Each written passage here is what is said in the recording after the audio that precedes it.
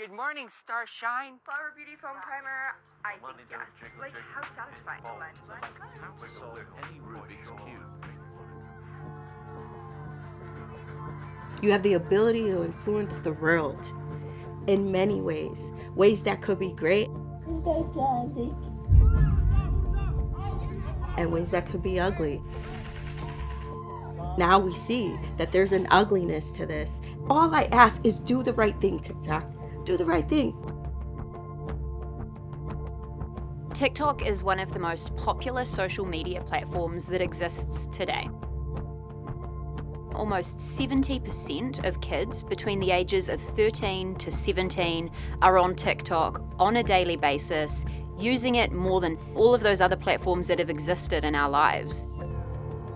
One of their greatest strengths is that it's so popular for kids, but that has also become one of its biggest weaknesses. Not only do you have some of the youngest users in the world of social media, we're also seeing content that is proliferating through the app that can be potentially harmful to kids. We're seeing disordered eating content. We're seeing posts about suicide and self-harm. We're also seeing dangerous and in some cases deadly challenges. I'm so protective of the outside. I never thought I'd have to be protective of the inside. A social media app. I never thought in my mind that could ever result to me losing my daughter. I am here because I don't want any more children to die. I don't want any mother or father to feel the pain and the heartache and the brokenness that we feel every single day, because this is hard. One of the biggest issues that TikTok is facing today is the Blackout challenge. This is a challenge where children are choking themselves until they lose consciousness and then filming the adrenaline rush they get when they wake up.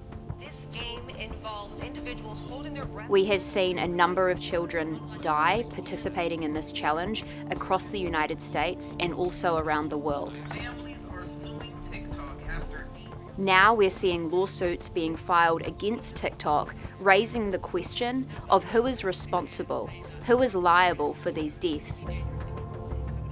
The only thing that's certain about this case is the incredible opposition that we're going to face at every step of the way. The last thing in the world these companies want to do is stand up in front of a jury and explain to them why their profits were more important than life.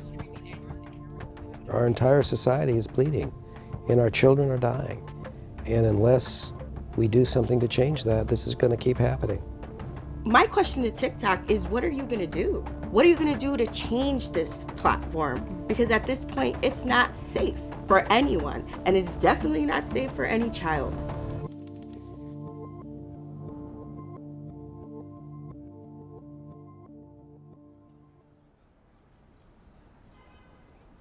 For the last 25 years, my practice has focused on compensating victims who are injured by corporate misconduct.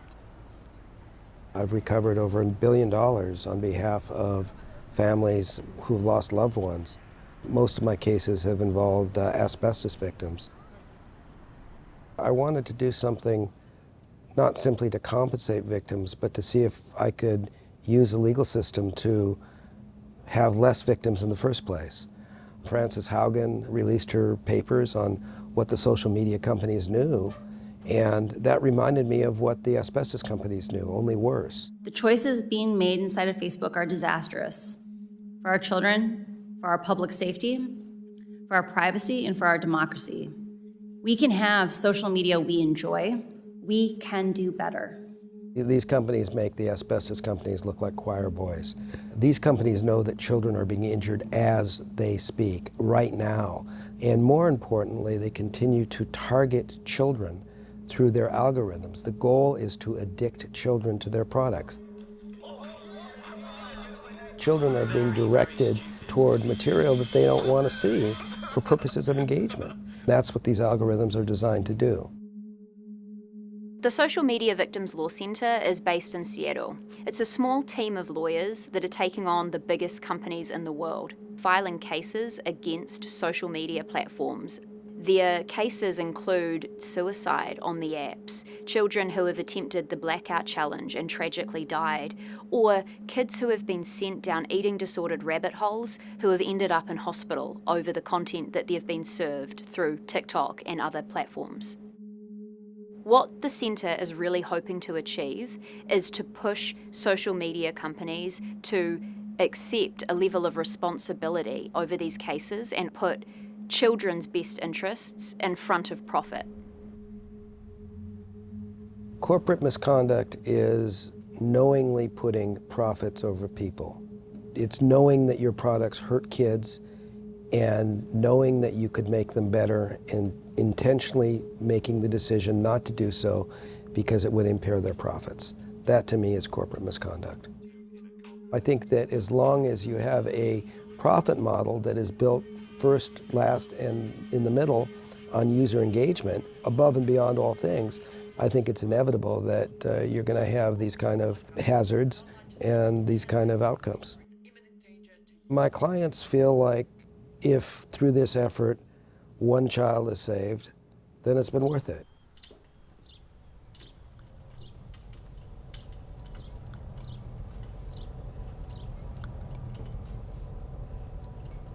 We're in Milwaukee, Wisconsin, and I've come down here to talk to the family of Ariane Arroyo. She was a 9-year-old girl who loved TikTok, and in February last year, she was trying the Blackout challenge and she tragically died. Earlier this month, July of 2022, her family filed a wrongful death lawsuit against TikTok. I think the question of responsibility and liability of these social media platforms is a really big one. And I think this family is, wanting to raise that question. What kind of liability does TikTok have when its young users try these viral challenges and they have fatal consequences? Seems like a really nice, quaint, suburban area. It's so sad.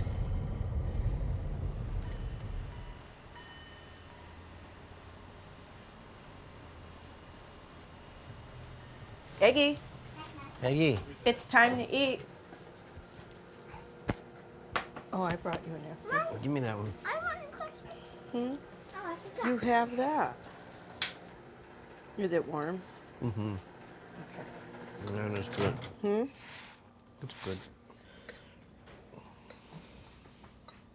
I love you.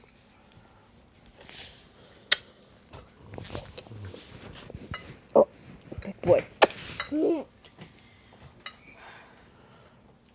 Addie, she had this personality that wasn't afraid to take on the world.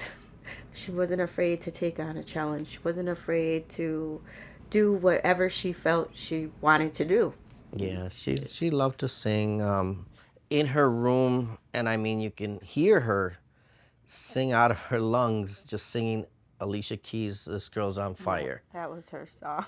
It was, I mean, over and over, it would be, you could hear her singing her lungs out.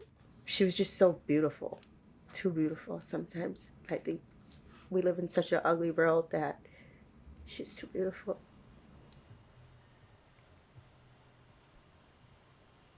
Why do you think TikTok was so intriguing to her? I go back to the dancing and the singing, and it was not just that. All her friends, all her peers, everybody's doing the trends. It's Right. on TV. TikTok was for everybody. And it wasn't just a kid thing. It was an adult thing. It was a teenage thing. I mean, it was just a known app. She's 9 years old. She's still a little kid and curious. We talked to her many times before about things like that, and we've also even warned her of things. So we thought we were on great track. It's not something that we would say would be any harm or dangerous to her. It's a phone. Do you know, prior to her death, how long she'd spend on TikTok? Every day. Every single day. Passionate. Don't care about what other people say about you. Be confident and be comfortable because everyone in this world is beautiful. So. Social media challenges really started spreading throughout the pandemic when kids were unable to be in school, they were in isolation at home, and they were turning to social media to connect with their peers. And we saw some really cool challenges pop up. But as is always typical when kids are involved and when social media is involved, some of these challenges started to get edgier. They started to get a bit more dangerous. I was doing the crate challenge.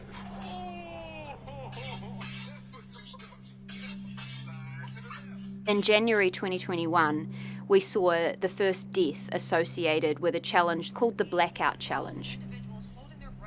This challenge has existed for decades.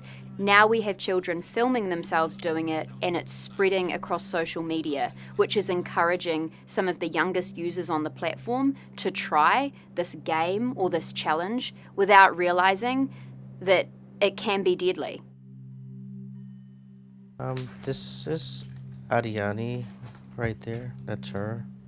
I wear this with me on most occasions. You think of the happy moments, you think of the beautiful memories, but the fact that you're never going to create them again, we're all just very broken as a family, you know. Ariani Arroyo was playing with her 4-year-old brother when she accidentally hanged herself. She'd been asking her parents for months to get a dog, and they'd finally agreed, and they'd bought a metal dog leash to show their children that they were willing to get a puppy. And Ariani and her brother were playing with this dog leash. She wrapped it around her neck and hooked the buckle onto the hinge of a wardrobe door. She then slipped off a toy chest and couldn't escape. Their dad then came upstairs and saw Ariani lifeless. He called the paramedics, but sadly she never regained consciousness. She was buried in a tiara and a fairy princess dress with her nails freshly painted. Her parents believe that TikTok's algorithm fed the Blackout Challenge to Ariani on her cell phone. We are not living, we are surviving. Because every day we wake up and we're not hearing her say, I love you. We're not hugging her. We're not holding her. And anybody that has to go through what we've experienced, that's what's going to be the outcome. And we're here to make sure that there is education. Where in God's name did you think that putting a rope around your neck, a chain around your neck, is something wise to put out there? And reality is, I feel that, like everybody, they should be held accountable for their actions. My daughter is gone. Other kids are gone. There's darker sides to TikTok than what they're exposing. Why did you decide that you wanted to file a lawsuit against TikTok for wrongful death? Well, first, yeah, they're responsible. I feel that they're responsible for it. Second of all, right now we need to save every other child that's out there. They need to make changes. And because other kids can be still vulnerable for this.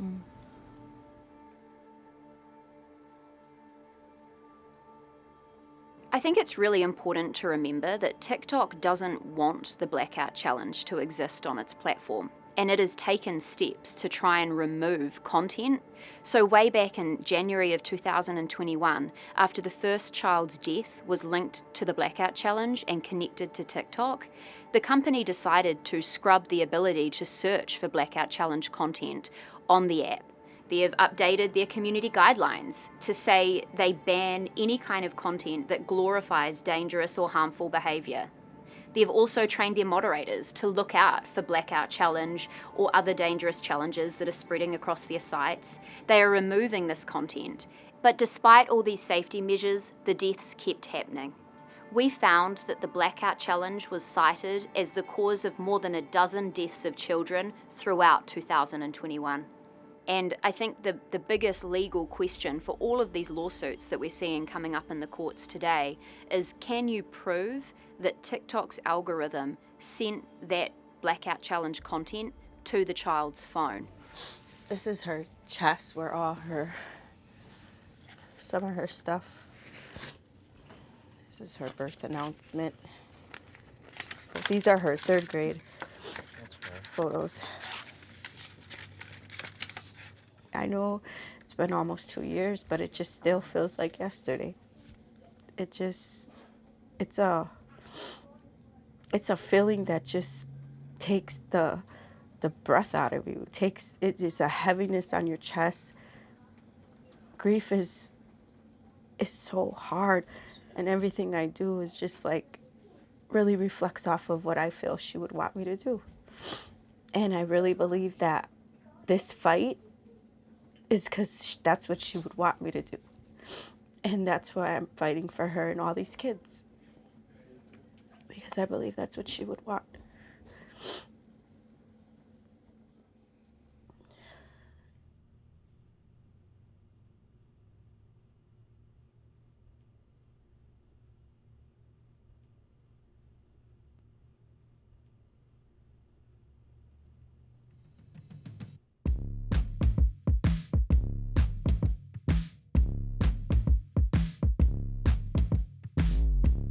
So TikTok was created in 2016 by ByteDance, a big company based out of China. It actually took a while for it to gain traction. It wasn't until 2018 that TikTok really blew up, and that was because ByteDance bought this lip-syncing app called Musical.ly. And at the time, Musical.ly had about 200 million users. Many of these were under the age of 13. This violated the Children's Online Privacy Protection Act, which is a law that says children under the age of 13, you can't collect their data. In order to abide by all of these regulations, TikTok has created a version of its app in the US that is targeted to kids under the age of 13, and it's called TikTok for Younger Users. It really tailors the content to be suitable to kids, and it doesn't target them with advertising, but kids know how to get around it. They just enter the wrong date of birth. TikTok will tell us that age assurance is an industry-wide issue. But in the last year, we've seen a number of companies partner with third-party content moderation providers.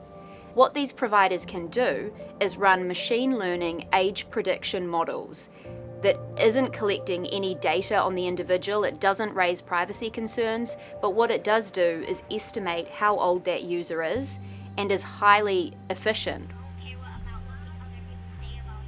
I sent a video of Ariane Arroyo to Hive. This is one of those artificial intelligence content moderation companies that does age prediction for other big platforms like Twitter and Reddit.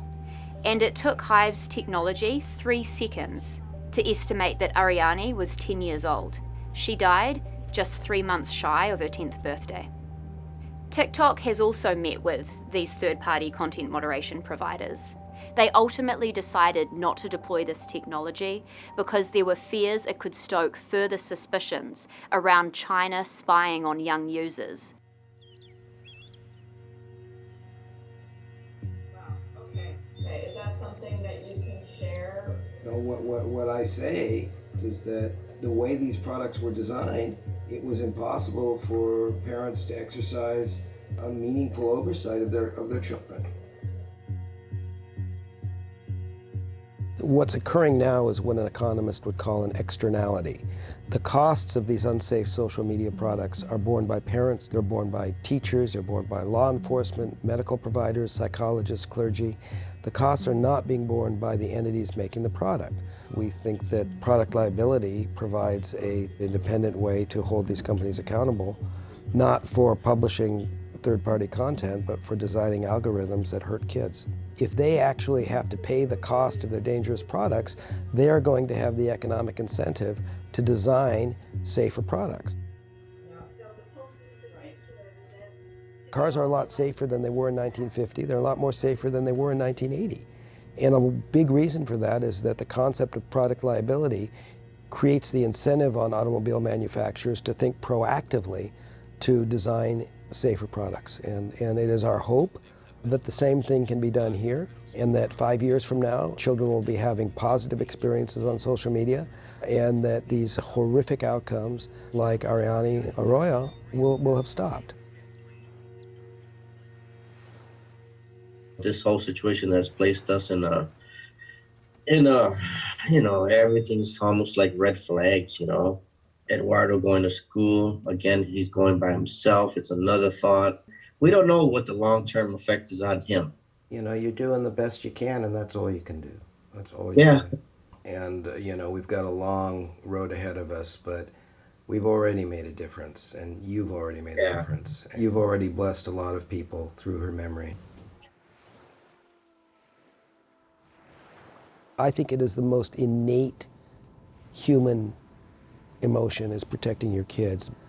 These were parents that thought they were doing the right thing, thought they were being responsible, and then just the profound guilt that these parents are feeling is unfathomable. Fix the cross and her A. Yep. Hi, baby. It's my baby. Social media has been designed to put things out there, to put content out there, to make kids believe that either they're not enough or they're not good enough, or they have to be this way.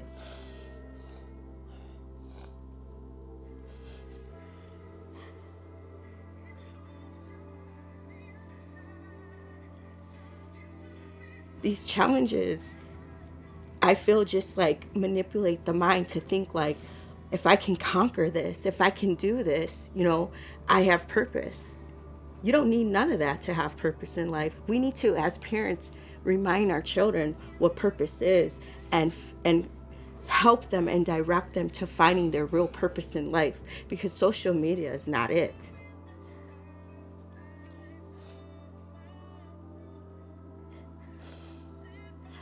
These social media companies are giant billion-dollar Goliaths, and they will all claim that safety is their number one priority. But when you speak to insiders, to those who work on trust and safety teams tasked with keeping these platforms safe, the message I hear time and time again is that user safety is not the number one priority, that growth is the number one priority, making more money is the number one priority, and being the biggest app in the world is the number one priority. That's true of TikTok, and that's true of other social media platforms as well. As we've seen more and more children be harmed through social media, we're now starting to ask, have these companies been doing enough? Do they really want to protect and keep their users safe? Or are they just doing the bare minimum to avoid being held liable against existing privacy laws? Children have been dying using these platforms, and these questions aren't going to stop.